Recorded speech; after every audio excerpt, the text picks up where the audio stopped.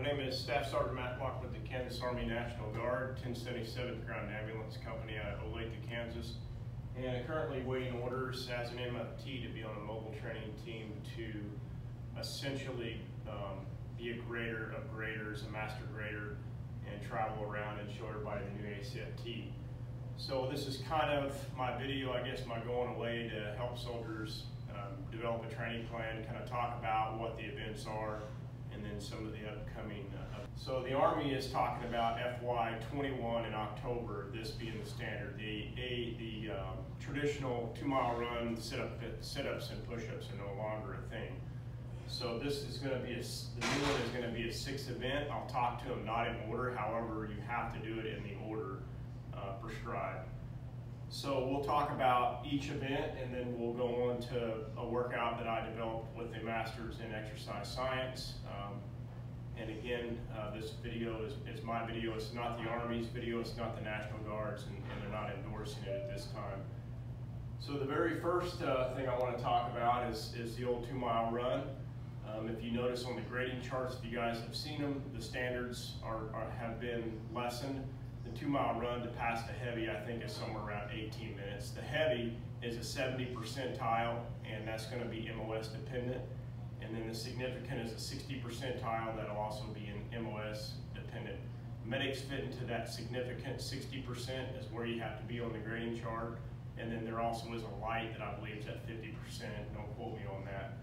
So the one event, the 2-mile run, there's not a lot to talk about. We still have to train for it. Not a lot to talk about here. The sprint, drag, carry. I'm not going to hit it too much other than you're going to sprint 25 meters, turn around, sprint another 25 meters back to where you started. You're going to then pick up 2 straps and drag backwards a 90-pound sled. You turn the sled around past the line without a jerking movement, and then you go back to the start line. From there, you do a side straddle, which is to this position. Your legs can't cross. If they cross, they're gonna tell you to correct your form. You do it down the field, and then you come back the opposite way or the opposite leg in which you came. When you get out at the end of it, you're gonna pick up 2 40-pound kettlebells, and then you're gonna run down to the 25-meter line, come back and run back, and then the mission is complete at that time, and it's graded on time. Most soldiers, as I've seen take this, don't have a problem with the time. So there's not a lot we're going to talk about other than grip strength for pulling that back, and again, your running regiment that we're going to talk about will encompass that. So you have the 2-mile run, you have the sprint, drag, carry, and then you have the ball throw, which is essentially a 10-pound ball. This one's only 8, or 6 rather, but the form would be, you know, they're going to give you a couple practice swings before you throw. You can't go over a line, and you have to be backed up onto the line. So you're going to back up onto the white line, and essentially your first throw is just to spot where exactly you're going to be at in the field.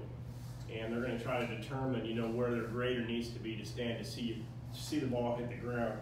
So the first one, it's just a practice throw. You're going to throw it over. They're going to allow you multiple swings. It's important to understand that if you go out there and not drive from the waist, that you're only using about half your body.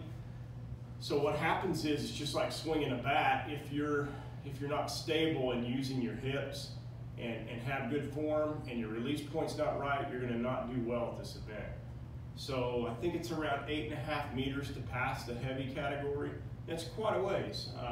If you guys haven't tried this, I would try it. So really, about 90% of it comes from the hips. The rest of it comes from your arms. And we'll talk about a regiment to make your arms stronger. So, you know, to practice, just really deep squat into it, and then you're just going to toss it, and I would suggest videotaping your release points to make sure you're going far enough back. If you release too early, the ball will have a tendency to arc, and you lose a lot of your kinetic energy or your speed into the arc. If you release too late, it hits the ground too early. Pretty easy. So sprint, drag, carry, 2-mile run, the ball throw, and we'll talk about the knee-ups last. The knee-ups are going to be last. Okay, nope, let's go do the knee-ups now. As you can see, this is a smaller gym. It's in a small town. You may have one in a small town. So for the knee-up event, they're basically going to have you get on a bar that's in a straight line. So You can't touch the ground. If you ever touch the ground or the side of anything, the whole thing is discontinued. So you're going to use an alternating hand grip pattern. You have to raise yourself up to 90 degrees to the elbows, and then bring both knees to both elbows, or both thighs to both elbows. Go back down, that's 1, 2. Get the idea. So we'll walk back into the room and go through the other event. So the other event, Fort Jackson told me maybe changed. It's called the release push-up. Our old push-up, you know, you would get ready, get set, go down. You know, when your knees hit 90, or your elbows hit 90 degrees, you'd come back up and it would count. If it was short of that, it wouldn't count. So the Army says, we'll eliminate all that. We'll make you start from this position with your hands off the ground, and then we're going to make you push through it, push back down, and then release your hands. So there's some talk about even going out to the side. So it would start here, go in, go out, go in, go out, go in. And the whole purpose of this is to ensure you're laying down. If you just raised your hand a little bit, you know, it might look like you're not clear of the ground, and the idea is that you have to re-engage your muscles. So, a little bit out of breath. The first thing I want to talk about is a training schedule. It should be around an 8 to 9 day schedule, an 8 to 9 day workout week. And that should consist of cardio, mobility, and endurance, and strength. So basically strength, mobility, and endurance. Cardio is going to be endurance. And then all our workouts in the gym will be endurance based. So the first, you might grab a piece of paper, the first thing you want to do out of your start of your workout week is for me, it's running. So I'm going to go run 3 miles. For you, it might be 2.5, and I'm going to run at about 70% effort. And I like to wear a heart rate monitor just to make sure that I'm not overdoing it. So at 70% effort, heart rate should be, for most people, in the 150s. Don't overdo it. 2.5 miles is fine, 3 miles is better. And I'd like to see at least 30 minutes for run time. And then the second day, I'm going to take you through a workout, and there's some variants to it. But the first thing we're going to do when we come in is we're going to go over and we're going to do the pull-ups again. We're going to see how many we start with, what's our baseline. So we're going to do the knee-ups. You know, how many is it? 3, 5, whatever it is, we're going to record that as a place to start. And the next thing we're going to do is, again, the release push-up. This is going to be fresh. We just walked into the gym, and we're going to see how many of those we can do in 2 minutes. Okay, so once that is done, before that, you should really warm yourself up. The Army's going to make us do the preparatory drill. So if you want to do that, that's fine. I'm pretty big on rotator cuffs, so I'm just going to get my rotator cuffs warmed up. I'm going to do the test, if you will, for the knee-ups, and then I'm going to do the release push-ups test before every workout that's in the gym. This is day 2. So from there, I'm going to carry a watch or a phone with a timer on it, and all my workouts are going to be separated that first week by 1.5 minutes, 90 seconds.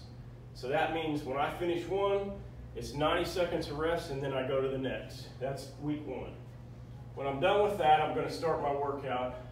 And the first thing I'm going to do to increase my neuromuscular control is I'm going to do some feet workout. So the way this would work is you're going to do it 20 seconds each repetition with that 1.5 minute rest we talked about the first week. So you can do it on a line, you can do it on a rope, so it's feet together, over, until that 20 seconds is up. These don't work real great because they move, but the idea is to get as many touches on the ground as you can to increase your neuromuscular endurance.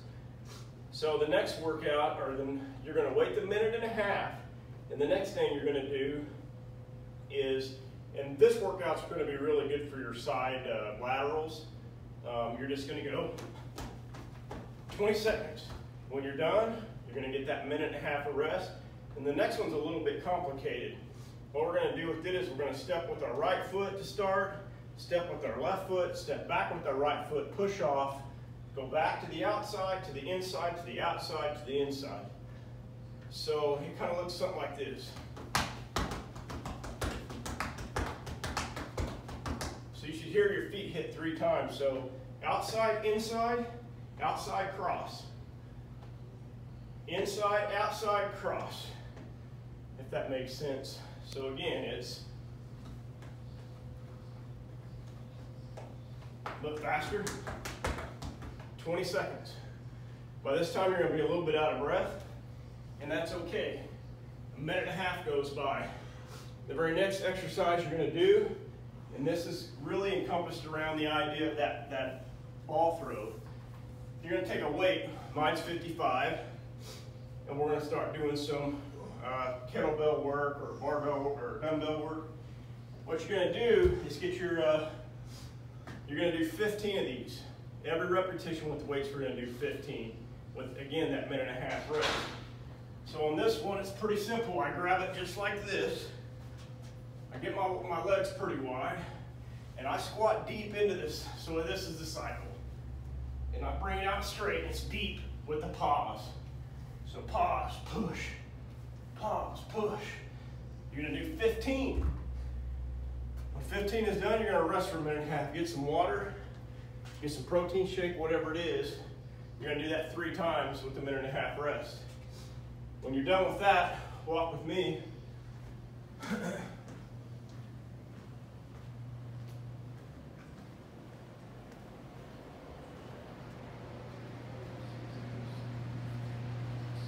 Here we have a little place. What we're going to do is we're going to start working on our grip strength and our upper core. Grip strength is important for the kettlebell carry. It's going to be important for your knee ups. It's going to be important for your sprint drag carry. So we're going to work on grip strength and we're going to work on abs at the same time. The knee ups is mainly the upper abdominis rectus, not the lower. So we tend to find some workouts that are good for that. So I just got done with that. My minute and a half rest is up. I'm just going to do a hang. I'm either going to do a knee up or I'm going to do a full leg up. And I'm going to do that 15 times to start, and you're going to progressively add to that as you get better. You're going to rest. This is what I call a work-in workout. You're going to do this for 15 times or 20 or however many you can, and then you're going to get your minute and a half rest. Okay, so it's real important when we're doing any of this type of workout that we alternate from push to pull, and we don't go do workouts that are heavy leg intensity followed by heavy leg intensity, because your recovery time won't allow you to complete the workout. So we'll come back to this next, but for now we're going to go over to a tricep machine. If you don't have one, you can do it with weights.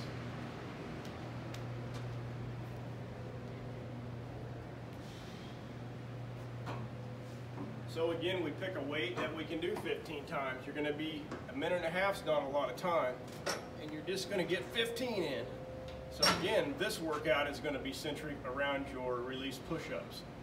The release push-ups, and I didn't mention it earlier, your hand placement, your index finger can't be any wider than your shoulder.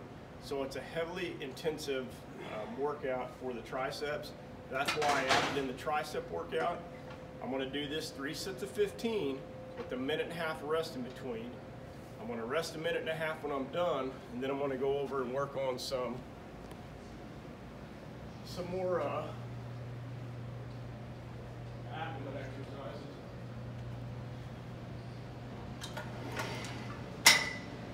So any cable machine will work. You're going to want, I don't have my equipment ready, just a normal hand grip type cable. The weight on this, I would start out really, really light, just to get used to it, maybe 20 pounds. So this is a really good workout for your obliques, and obliques are a big part of that knee tuck, and you have to engage your obliques during your workout routine. So right now we came in, just to recap, we did a little bit of shoulder cuff exercises, we got warmed up a little bit. We did a max out on the knee tucks. We walked in, we did a max out on the release push-ups. And from there we went and did some abdominal work as a not a complete workout. It was just, hey, I'm gonna go jump in and get 15 of these real quick. it's a work-in, what we call work-ins. And then I went and did some triceps.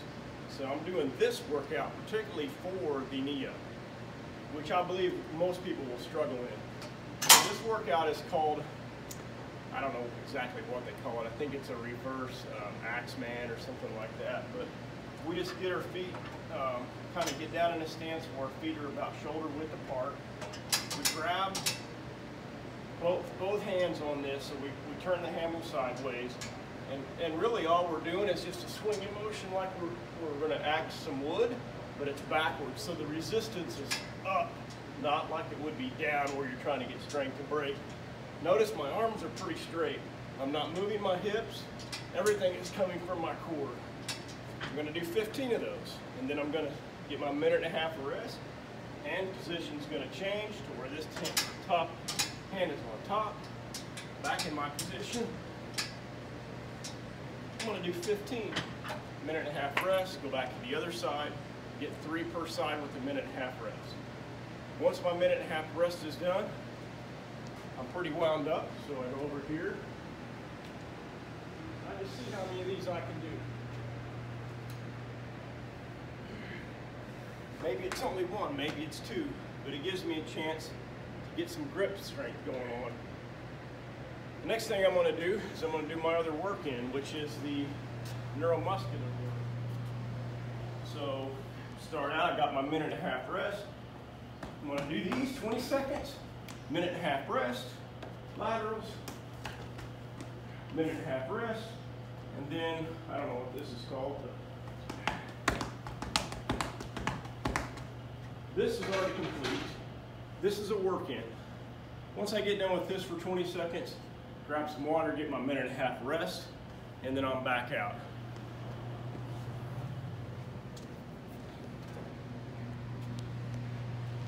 So the next exercise is going to be to build your lats, delts, and everything you're going to need to increase that ball throw. You want to move the weight up on this one. All I want to do is just straddle this, get into a good squatted, half squatted position, and then I'm just going to pull this rope. It's a little bit awkward, but I'm going to pull this rope up to where my arms are basically parallel with the ground. 15 times, get a rest, 15 more times. Once that's done, I know with the push-ups there's a lot of shoulder work. I know I have to get my upper body stronger to do well with this test, so I'm going to go back in here.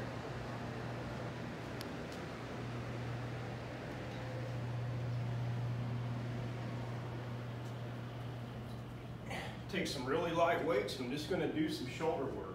Shoulder work is going to be big on pretty much everything we do here, from the ball throw to the release push-up. So I'm going to start out like with these facing towards me with my palms in. And I'm basically going to push and fire these straight up 15 times.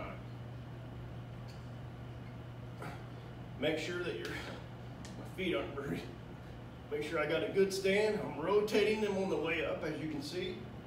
When I'm done with the 15, remember I still owe myself some more because I got to do 3 sets of work-ins on my what I call high crunch.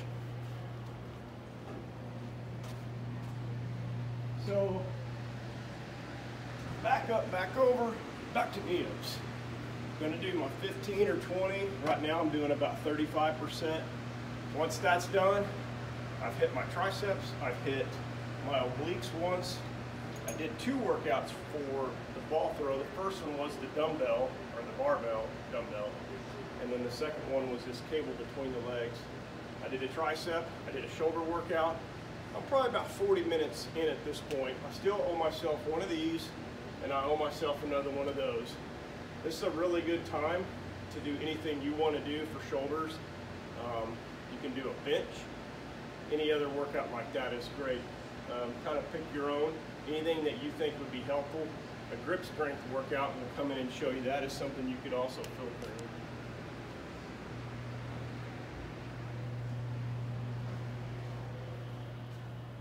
So the grip strength workout, pretty self-explanatory. You're going to lay your arm on your leg. You're going to take a 20 or 25 pound weight or whatever's comfortable for you, and you're going to let it roll to your fingertips. Then you're going to bring it back up. You're going to do that 15 times per hand with that 1.5 minute rest. It's a really good time during this point of the workout because you're going to be exhausted to do something that's less fatiguing. You could alternate this between just a flat bench with low weight, getting in 15 reps in. There's a lot of different things you can do right now. Again, that's kind of fielder's choice. I would stay away from the legs because we have a leg day coming up. From that, I got to come back over here. I got to do my 3 sets of that. That's what we talked about before. 20 seconds. 20 seconds with a 1.5 minute rest between each one. And then some feet work. The idea behind this is, again, that we increase that neuromuscular, that pathway. We're going to make that pathway to our neurons a lot bigger and kind of get everything working in sync, which will help you when you're running too. So we go back out. We're going to do another. We owe ourselves another one of these.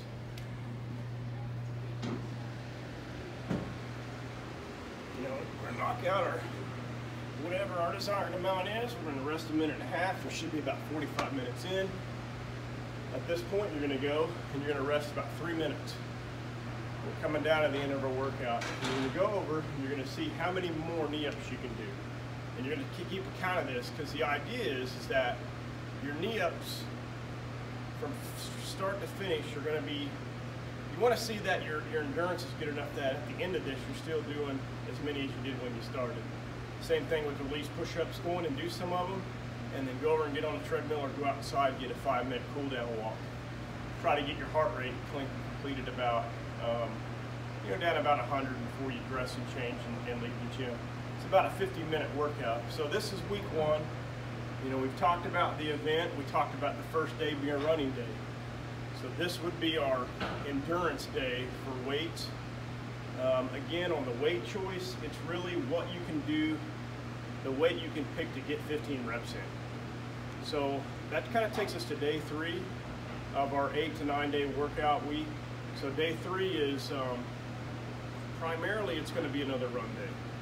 I don't want you guys trying sprints or anything like this early in the workout. We're just going to go do another run, 2.5, 3 miles, 70%. You know, you guys should be keeping it in the 9s, some people the 10s, and then the goal is to bring that down. And a GPS watch is really the only way to go, or just a known route that you run every day. Do that run, and then the next day you're going to come in and you're going to work on a leg day. We'll talk about that a little bit later, what I want to see out of a leg day. The leg day is important because, as we haven't talked about yet, there's a deadlift involved, and it's 160 pounds for the significant category, or an H bar or hex bar, that you have to get that 160 pounds up in a 3-rep max without bouncing it. So legs are going to be a vital component of our workout plan. So day 1 is your run. It's 70%, as much as 70% of where you're at. You're going to come and do the workout I just showed you on day 2. Day 3 is going to be another run. Day 4, we're going to come in and do a leg day. So we'll pause on that just a minute, and I'll show you what I want to see on day 4 again. So day 5 is kind of a critical day because it probably should be your rest day because your legs are going to be hurt. So spend that time. If you want to do some upper body stuff, you can do it, but I would just stay away from everything altogether. And that runs us into day 6. So we just came off a leg day, we had a rest. Are we ready to run again? That's fielder's choice. If your legs still hurt, maybe you need 2 days. But if you are able to go out and run at about 70% pace. Do 2 or 3 miles. You should be up around 8 miles now for the week. And then you're going to come back and you're going to do this workout I just showed you all over again on the next day. Once that is done, you have set your training for endurance for the week. Your body's going to be a little bit sore, and it's going to really take you into the last day. I haven't done the math on it, but your last day should be your long run, which is 30% more than what you've been running. It's very slow. It's designed to get your body to burn fat. It's more to get some composition change in your body than it really is for the PT test, but it's important to run 4 or 5 miles if you can. Some people, their long run days are 12. When that is done, take a day of rest, and then go run your 2.5, 70% again. Go back into this workout that I just showed you again. On week 2, your rest times are going to go from 90 seconds in between your workouts or your exercises, 90 seconds down to 60. So second week is going to be 60 seconds. The third week, you're going to cut it to 30 seconds. So it's a 3-week progressive workout. When you go down to 30 seconds, you have to have your gear set up and ready to go because there's no cheating. When you're done, you move to the next thing. If your gym is busy, you need to be able to adjust into a workout, because if you go there and you're on 28 seconds and somebody's on your equipment, then you're going to have to go to something else. So we'll pause it for just a minute and we'll see, let's talk about leg workouts.